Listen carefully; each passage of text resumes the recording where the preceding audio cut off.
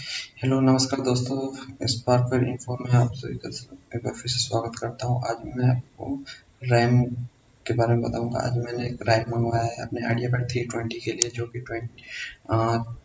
2400 megahertz का है और ये परफेक्टली वर्क करता है लेनोवो आइडिया पैड 320 के साथ। तो इसके अनबॉक्सिंग के साथ मैं फास्ट करके आपको ये दिखा दे रहा हूँ। जैसा कि देख सकते हैं, ये 8 GB का है जो मैंने अमेजोन से मंगाया और इसका लिंक मैं आपको डिस्क्रिप्शन में दे दूंगा, चाहे तो आप वहाँ से खरीद सकते हैं। और ये बहुत ही अच्छी कंपनी का रैम है जो बिल्कुल परफेक्टली काम करेगा। तो चलिए अब हम खोल लेते हैं लैपटॉप को। ये रहा हमारा लैपटॉप आइडिया पर 320 और इसे खोल के हम इंस्टॉल करेंगे अब इसके अंदर। और इसके अंदर पहले से जो 4 GB रैम है वो इनबिल्ट। तो सबसे पहले पीसी ऑन करके मैं आपको दिखा देता हूँ कि इसका जो अभी रैम है बाय डिफ़ॉल्ट वो कितना है। अभी इसमें बाय डिफ़ॉल्ट 4 GB लगा हुआ है, जो कि मैं आपको दिखा रहा हूँ। देखने के लिए यहाँ पर राइट क्लिक करके प्रॉपर्टीज में जाइए, यहाँ पे आपको पता चल जाएगा। तो जैसा कि आप देख सकते हैं यहाँ पे 4 GB दिखा है, जिसको मैं अभी 8 GB से एक्सपेंड करूँगा। 8 GB का ये मैंने मंगाया है अमेजोन से, ये अभी एक्सपेंड करेंगे। ये उसके लिए अभी चलते हैं, उससे पहले इसको खोल लेते हैं। इसको खोलने के लिए जैसा कि देख रहे हैं यहाँ पे सारे स्क्रू है ये, और हमें इसको जो ऑप्टिकल ड्राइव है इसे निकालेंगे हम इस स्क्रू के जरिए। इसको खोलेंगे तो ये अपने आप बाहर आ जाएगा।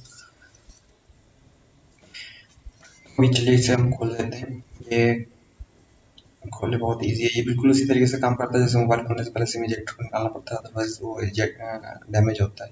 ये खुल गया है, अभी हम इसे खींच के बाहर निकाल लेते हैं और ये निकल चुका है।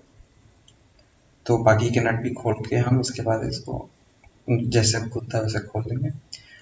ये खुलने के बाद देखिए कुछ इस तरीके से दिख रहा है। और इसमें बाय डिफ़ॉल्ट पहले से जो रैम है वो लगा हुआ है, वो इंटरनल रैम है, इसमें कोई अलग से रैम नहीं है, उसे हम निकाल नहीं सकते। ये देखिए पहले से इंटरनल इनबिल्ट है वो। और अभी हम एक्सपेंड करेंगे। जो इनबिल्ट है वो 4 GB का है और ये हमने लगाया है 8 GB का। 8 + 4 12 GB हो जाएगा, वो मैं बाद में दिखाऊंगा पीसी ऑन करके। और ये इंस्टॉल कर रहे हैं